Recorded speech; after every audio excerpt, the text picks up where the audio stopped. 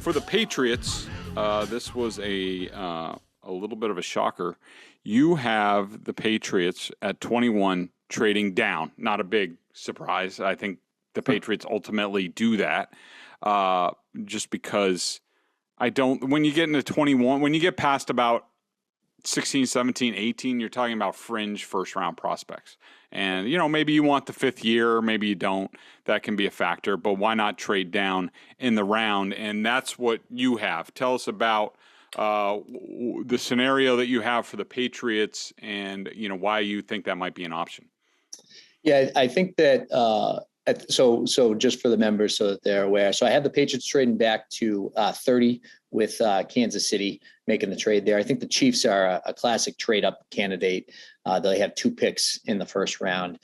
They'll be looking to get a rusher. They'll be needing some secondary help. And Jamison Williams, that's the point in the draft where he'll start to be targeted if he's available. And so at that point, the Chiefs could say he's fallen enough. Let's go up to get him, given the cost. He's going to be the heir apparent to Tyreek Hill once he gets healthy. And I think that they'll be able to give him some time to get healthy. And so in this scenario, the Patriots would look at it and say, hey, listen, we can get some capital, trade back into a deep draft. They would grab the 30th pick, the 62nd pick, which is the Chiefs' second rounder, that I think the Chiefs would be willing to forfeit, given they also have the 29th pick, and then landing late in the draft, day 3 pick. I gave him a 7th rounder.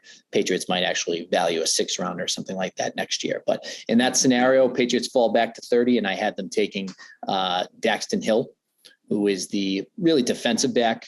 He plays, slot corner as well as safety. He comes from Michigan.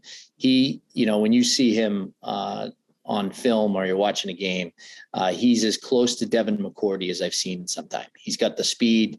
He's got a great 3-cone. He's an athletic player. No one's going to question his athleticism. He led Michigan in pass breakups last year, led them in interceptions, really versatile player. So he's not an outside corner, but he's a guy that you could stick on the inside and contribute. Is scheme versatile, could stay on the field and really help that defense in the back end of that defense.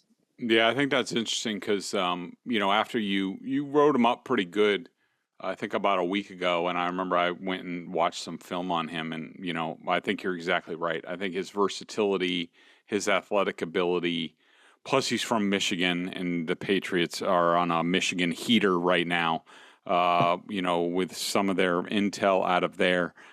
He certainly fits. What's interesting, and I've written about it a lot, talked about it some on the pod, is that I think at least traditionally, maybe not when Belichick sort of goes into a slumber when it comes to the draft, but traditionally, you look at their depth chart and you see where guys are coming up on a contract year, you're like, all right, well, they're going to sort of cover their bases, create leverage with somebody. And they haven't done it in recent years, which has been perplexing and I think has led to some unfortunate decisions as far as their assets, whether it's Joe Tooney, J.C. Jackson, Stephon Gilmore. I mean, the list sort of goes on and on recently. But if they get back on their horse, which I think they need to, I mean, when they were going at their best, they were doing this. Jonathan Jones is in a contract here. We don't know what they have out of Malcolm Butler or, Jalen Mills or Sean Wade or is McCourty gone after this year? I mean, he's on a 1-year deal again. Who knows? He's gone. They don't really have a free safety. We don't know about Joshua Bledsoe. Kyle Duggar's not a free safety. Adrian Phillips is not a free safety. Jabril Peppers, I don't really think. Do you think he's a free safety? He's more of a box linebacker than anything. I think he's a strong safety, versatile player that could play in the box, and they'll use him, bring him, coming forward.